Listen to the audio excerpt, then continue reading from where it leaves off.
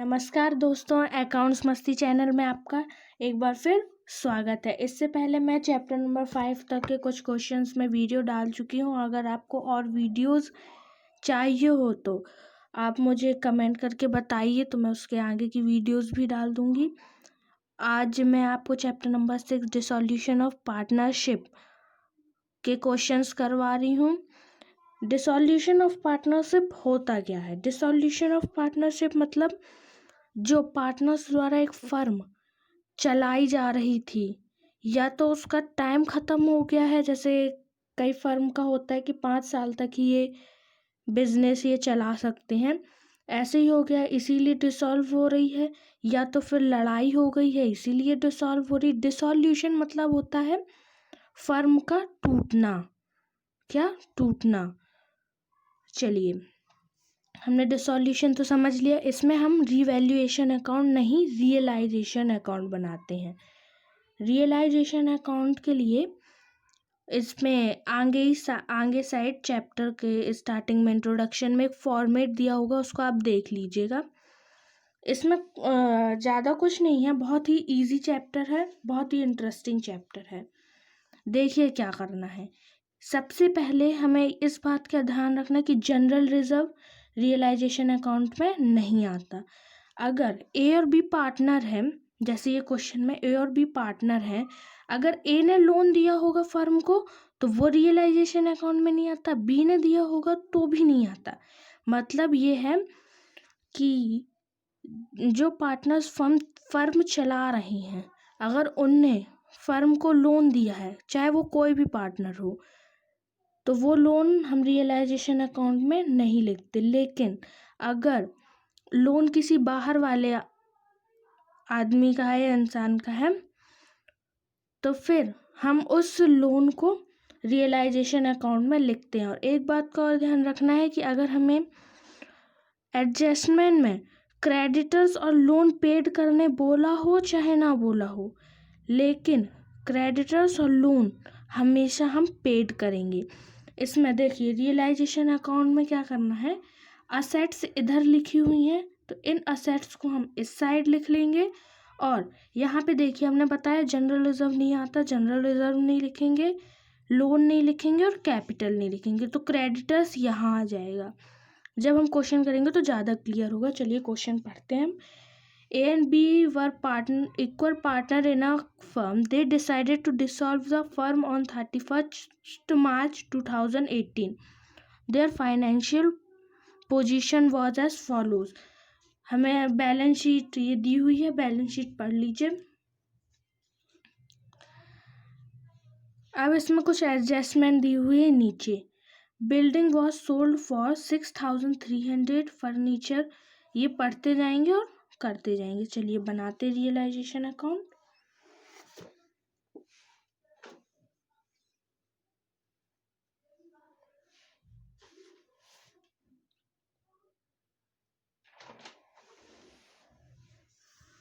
और हाँ, एक बात और, क्वेश्चन नंबर 6 हम इसीलिए कर रहे हैं क्योंकि इसके पहले जो क्वेश्चन दिए हैं 5 तक के, वो जनरल एंट्रीज के हैं जो अभी इस चैप्टर में कोई काम के नहीं है, इसलिए हम 6 से कर रहे हैं।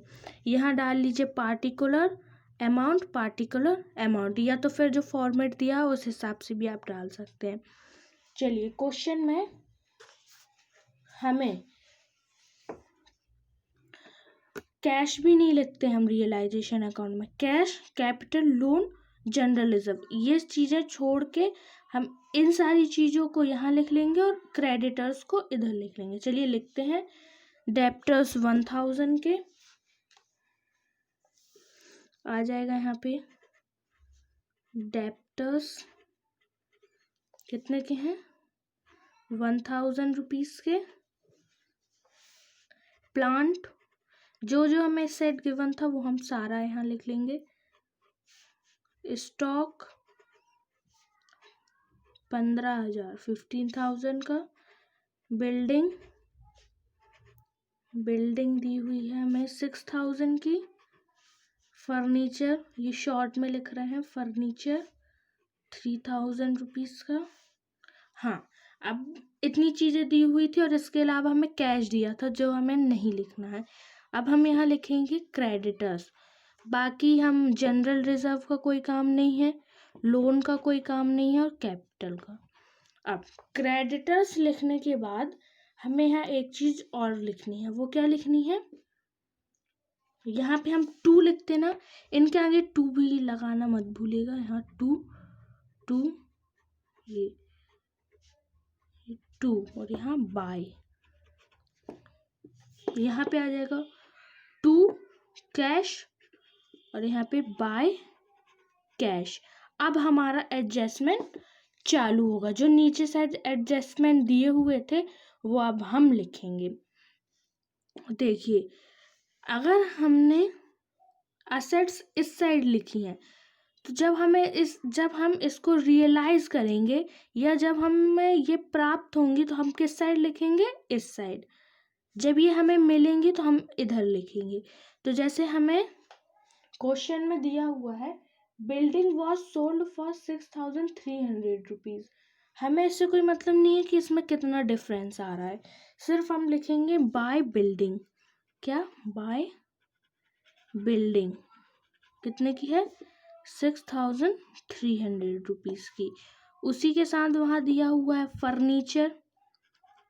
फर्नीचर कितने का है? 3,300 रुपीज का। उसके बाद दिया है स्टॉक। स्टॉक है हमारा 13,800 रुपीज का। फिर दिया है बाय डेप्टर्स। डेप्टर्स है हमारे 800 रुपीज के। उसके बाद है प्लांट। प्लांट के बाद क्या दिया है? अब क्रेडिटर्स, उसमें क्रेडिटर्स का अमाउंट दिया है, कितना दिया है? 2,600 रुपीज। तो यहाँ लिखेंगे 2 क्रेडिटर्स। इसमें क्रेडिटर्स का गिवन है कि हमको कितने में क्रेडिटर्स हमने दे दिए हैं, इसीलिए हम इतना ही लिख रहे हैं। लेकिन अगर क्रेडिटर्स गिवन नहीं होते कि हमें कितना पे करना है तो हम यहाँ पे 27 जो दिया हुआ है 2,700 यही हम यहाँ लिख देते। और क्वेश्चन को ध्यान से पढ़ेंगे तो उसमें एक चीज और दी है। वो क्या दी है? Realization expense. देखिए बिल्कुल लास्ट लाइन ये दिए है, एक्सपेंस ऑफ रियलाइजेशन अमाउंट 500। तो ये रियलाइजेशन अमाउंट जो है वो हम किस साइड लिखेंगे? इधर। कहाँ? इस तरफ। टू रियलाइजेशन, शॉर्ट में लिख रहे हैं रियलाइजेशन एक्सपेंस 500 रुपीज। अब हम इसको प्लस माइनस करेंगे और जनरली रियलाइजेशन अकाउंट में लॉस ही निकलता है, क्योंकि अगर लॉस हो रहा है तभी फर्म का डिसॉल्यूशन हो रहा है। इसलिए इसको आंसर कैलकुलेट कीजिए। इसका टोटल है 32,800।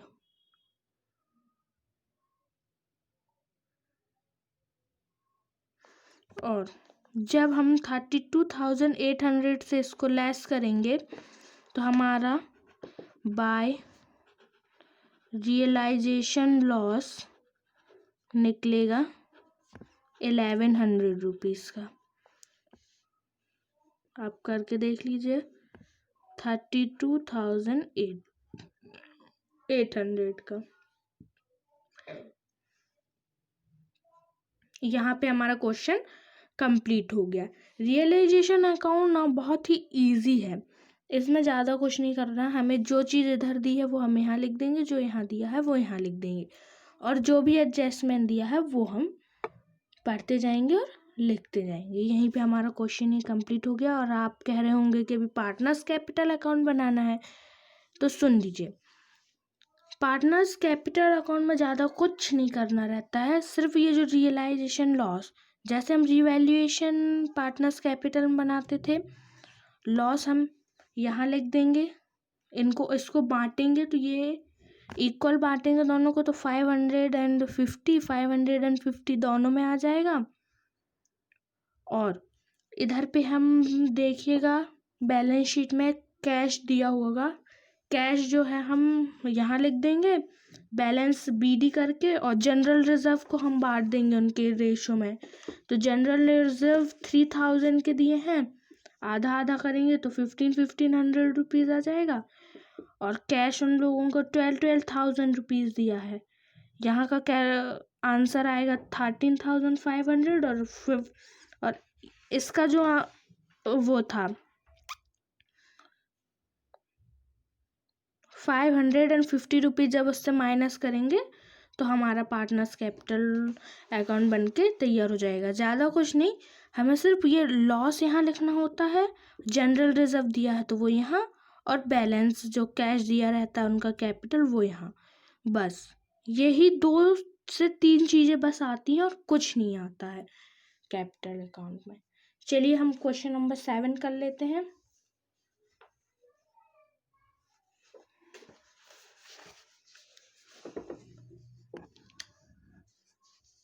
A and B are partners in a firm sharing profit and loss in ratio of 3:1.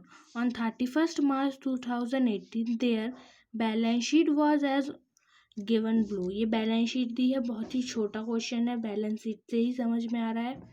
2 चीज़ है यहाँ पे एक ही चीज़ है। लोन ए यहाँ पार्टनर है तो लोन नहीं आएगा, कैपिटल नहीं आएगी। डेप्टर्स सन्ड्री assets इस साइड, creditors इस side. They decided to dissolve the firm on the above date. 15,000 from debtors and 60,000 from sundry assets. Prepare the realization account. बहुत ही छोटा क्वेश्चन।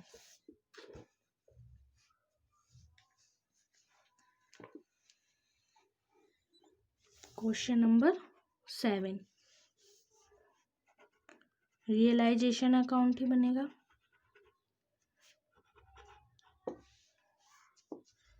यहाँ आ जाएगा 2 डेप्टर्स और यहाँ 2 सन्ड्री असेट्स।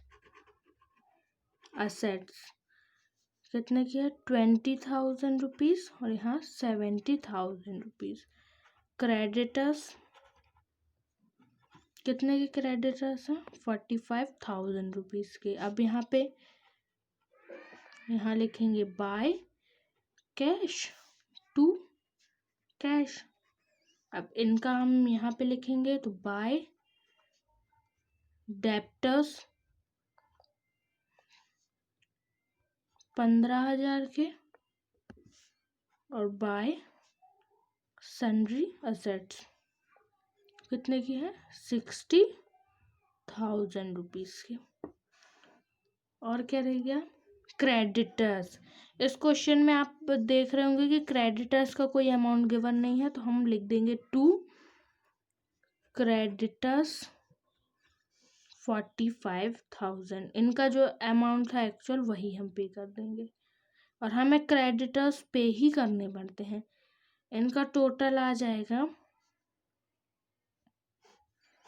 इसका टोटल है 1,35,000। इसको इससे माइनस करेंगे तो रियलाइजेशन लॉस आ जाएगा 15,000 का। बाय रियलाइजेशन लॉस 15,000 का 1,35,000। ये हमारा क्वेश्चन नंबर 7 भी यहाँ कंप्लीट हो गया। बहुत ही छोटा क्वेश्चन था। क्वेश्चन नंबर 8 भी करते हैं।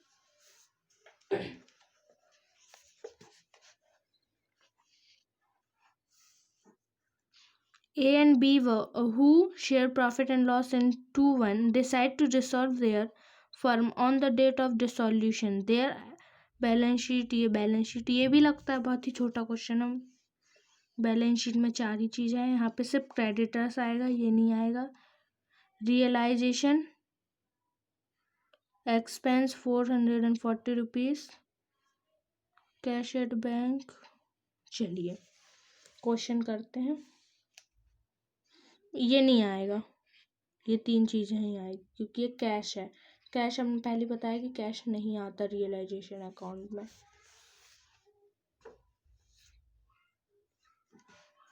Question 8, realization account.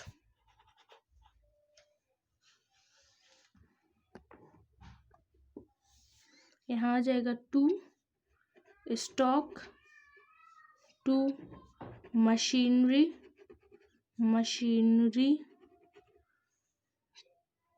2 debtors. Amount है स्टॉक का 4740, 10,580, 5,540। इधर पे आ जाएगा बाय क्रेडिटर्स। अमाउंट है 14,500 रुपीज़। By cash, 2 cash. हाँ, अब वो क्रेडिटर्स हम पहले ही पे कर दे रहे हैं क्योंकि क्रेडिटर्स का उसमें कुछ दिया नहीं था, तो हमें पे तो करना ही पड़ेगा 14,500 रुपीज़। रियलाइजेशन एक्सपेंस दिया है, रियलाइजेशन एक्सपेंस लिख देंगे, यहाँ 2 लिखना है, 2 रियलाइजेशन 440 रुपीज़। हाँ, अब हमें एडजस्टमेंट में एक चीज़ और दी है, कैश एट बैंक, लेकिन हम इसमें बैलेंस शीट की कैश नहीं लिखते हैं, इसमें एडजस्टमेंट में दी है इसीलिए हम इसमें कैश लिखेंगे। तो हम क्या लिखेंगे, by cash at bank 19,500 rupees. अब इसको कैलकुलेट कर लेते हैं क्योंकि 2 ही एडजस्टमेंट थे। कैलकुलेट कीजिए, ये आ जाएगा 35,800 रुपीज़। यहाँ आएगा बाय रियलाइजेशन लॉस कितने का, 1,800 रुपीज़ का, 1,800 रुपीज़ का। यहाँ पे आ जाएगा 35,800 रुपीज़। ये हमारा क्वेश्चन नंबर 8 भी यहीं पे कंप्लीट हो गया। देखा आपने कि रियलाइजेशन अकाउंट जो है बहुत ही इजी क्वेश्चन, इजी चैप्टर है और अकाउंट भी इसके बहुत ही इजी हैं। इसमें हमें जब पार्टनर्स कैपिटल अकाउंट बनाने बोलेगा तब हम बनाएंगे। पार्टनर्स कैपिटल अकाउंट में ज़्यादा कुछ रहता ही नहीं है, हमने आपको बता दिया। रियलाइजेशन लॉस लिखिए, कैपिटल लिखिए और जनरल रिजर्व है तो जनरल रिजर्व लिख दीजिए, बस। Thank you for watching this video. और मेरा आप लोगों से निवेदन है कि आप हमें बताइए कि आपको वीडियोस कैसी लग रही हैं। कमेंट का ऑप्शन आपके लिए अवेलेबल है, जिससे आप हमें बता दीजिए कि वीडियोस आपको कैसी लग रही हैं। अगर और आप ऐसी इंटरेस्टिंग वीडियोस शेयर, जो कि डिफ़िकल्ट चैप्टर है, उतना भी इजी नहीं है क्योंकि उसमें ज़्यादा कुछ नहीं, हमें जनरल एंट्रीज वगैरह करनी है, लेकिन एंट्रियों